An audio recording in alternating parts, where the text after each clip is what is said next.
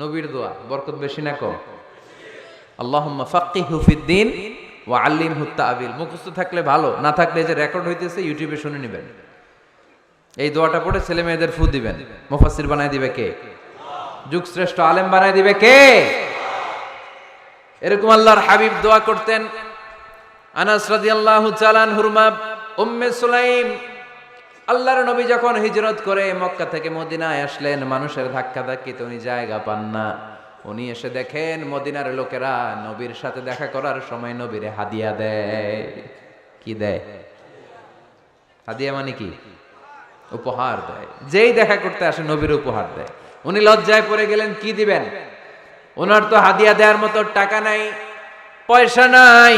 ছোট্ট আনাস রাদিয়াল্লাহু তাআলা আনহুকে ধরে বিশ্বনবীর কাছে যেয়ে বললেন, নবী দেখলাম, দেখে লজ্জায় পড়ে গেলাম, মদিনার আনসারী গোত্রের সব নারী পুরুষ যারাই আপনারে সালাম দিতে আসে সবাই হাদিয়া দেয়। আমার তো টাকা পয়সা কিচ্ছু নাই যে আপনারে হাদিয়া দিব, কি আর করব। আমার কলিজার টুকরা, আমার নারছেরা ধন, আমার আনাসকে আমি আপনারে হাদিয়া দিয়ে দিলাম। আনাসকে হাদিয়া দিলাম, আমার ছেলেটাই আপনার জন্য হাদিয়া। আওয়াজ করে পড়েন আল্লাহু আকবার।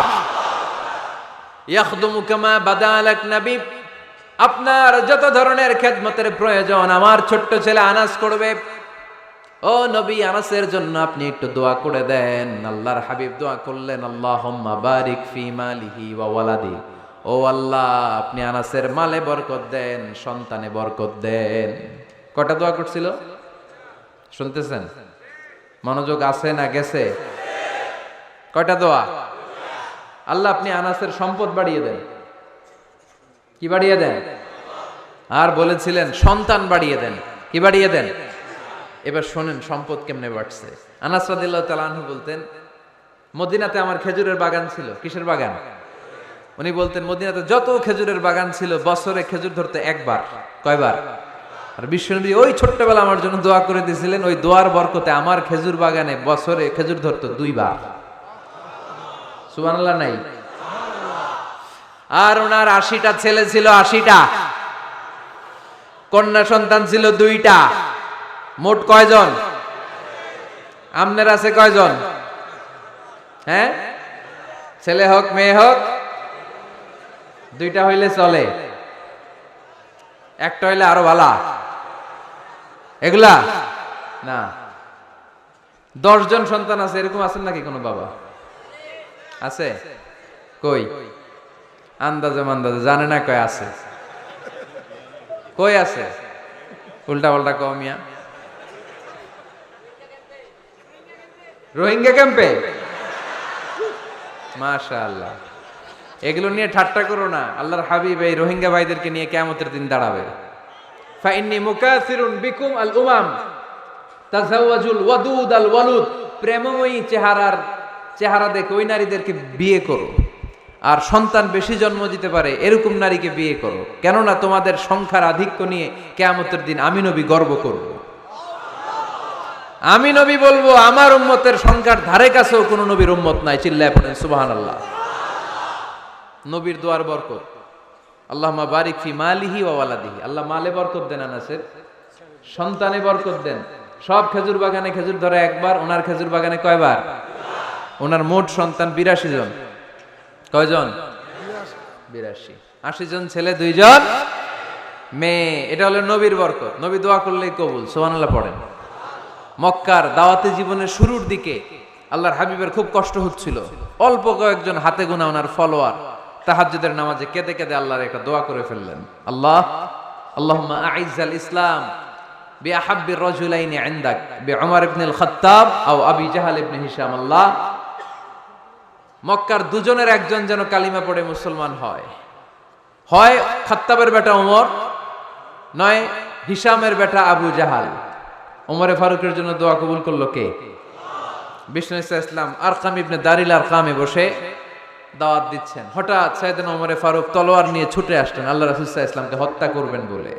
সাহাবারা এসে তথ্য দিলেন, ইয়া রাসূলুল্লাহ আপনি ছোটেন, দৌড়ান, পালিয়ে যান, ওমর আল খাত্তাব আসতেছে আপনাকে হত্যা করবার জন্য। আল্লাহর হাবিব বললেন, না তোমরা ভুল বুঝছো, তোমরা সরে যাও, দরজা খুলে দাও। আমার মনে হচ্ছে ওই যে রাতে আমি তাহাজ্জুদের সালাত শেষে দোয়া করেছি, আজ বোধহয় ওই দোয়া কবুল হতে শুরু করেছে। সাইয়েদনা ওমর ফারুক আসলেন, এসে তলোয়ার রেখে দিলেন, আঙ্গুল তুলে বলতে শুরু করলেন, আশহাদু আল্লা ইলাহা ইল্লাল্লাহ ওয়াহদাহু লা শারীকা লাহ ওয়া আশহাদু আন্না মুহাম্মাদান আবদুহু ওয়া রাসূলুহু। সুবহানাল্লাহ পড়েন। কালিমা পড়ে মুসলমান হয়ে গেলেন। আল্লাহর হাবিবকে বললেন, ইয়া রাসূলুল্লাহ, আপনি যে লুকায় লুকায় ঘরে দাওয়াত দেন, কারণ কি? বাইরে চলেন। আল্লাহর হাবিব বললেন, না, এটা মাক্কি জীবন, এখানে গোপনে দাওয়াত দিতে হবে। আল্লাহ রাসূল সাল্লাল্লাহু আলাইহি ওয়াসাল্লামের কথা বলার পরে ওমর ফারুক বললেন, তাহলে আলাইসাল কোরআনু কিতাবুন হক, এই যে কোরআনের কথা আপনি শোনাচ্ছেন, এটা কি সত্য কিতাব নয়? এটা কি সত্য কিতাব না? আলাইসাল ইসলামু দীনুন হক, আমাদের ইসলাম কি সত্য ধর্ম নয়? আলাইসাল্লাহু রব্বুন হক, আমাদের আল্লাহ কি সত্য রব নয়? আল্লাহর হাবিব বললেন, সত্য। তো সব যদি সত্য হয়, ফাফিমাল ইখতিফা, তাহলে লুকিয়ে লুকিয়ে কেন, ঘরে বসে কেন? আমরাই যদি হকের পথে থাকি, আমরা বের হচ্ছি না কেন? আমি একটা মিছিল দিব। আল্লাহর হাবিব বললেন, যাও, আস্তে ধীরে মিছিল দাও। 12 জনকে নিয়ে উনি আল্লাহর নামের তাকবীর জুড়ে দিলেন। আল্লাহু আকবার, আল্লাহু আকবার, আল্লাহু আকবার। মক্কার জমিনে তাকবীর শুনে কাফির মুশরিকরা অবাক, দৌড়ে আসছে, কিরে, কার এত বড় সাহস আমাদের নির্বাচনী এলাকায় আল্লাহর নামে তাকবীর দেয়? এসেই দেখে মিছিলের সামনে ওমর।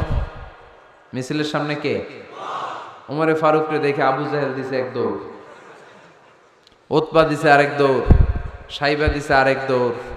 ময়দান ফাঁকা, খালি মাঠে সাইয়েদনা ওমর ফারুক সবাইকে নিয়ে তাকবীর দিতে দিতে কাবার গিলাফ ধরে মিছিল আর স্লোগান শেষ করলেন। চিল্লায় পড়েন সুবহানাল্লাহ।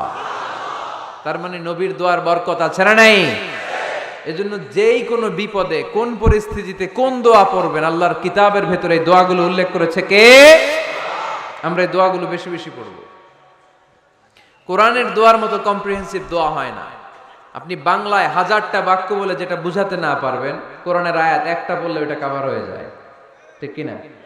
একটা কম্প্রিহেন্সিভ দোয়া সবাই পড়েন, রব্বানা আতিনা ফিদ দুনিয়া হাসানা ওয়া ফিল আখিরাতি হাসানা ওয়া কিনা আযাবান নার। আল্লাহ, তুমি দুনিয়ার সব কল্যাণ দাও, আখিরাতেরও সব কল্যাণ দাও, আগুনের আযাব থেকে তুমি বাঁচিয়ে দাও। খেয়াল করছেন অর্থ নাকি খালি মাথা ঢুলাইতেছেন? আল্লাহ রব্বানা আতিনা ফিদ দুনিয়া হাসানা, আল্লাহ দুনিয়ার যত হাসানা আছে কল্যাণ দাও, ওয়া ফিল আখিরাতি হাসানা, আখিরাতের যত কল্যাণ আছে দাও, ওয়া কিনা আযাবান নার, আগুনের শাস্তি থেকে বাঁচিয়ে দাও। তা আপনি দুনিয়ার যা আছে ওইটাও নিলেন, আখিরাতে যা আছে ওইটাও নাকি নিবেন, তো বাকি রাখছেন কি? আপনি গাছেরটাও খাইবেন, তলারটাও কুড়াইবেন, সবই তো চাইলেন এই দোয়ায়। কোনো কিছু বাকি আছে এই দোয়ায়? ইউসুফের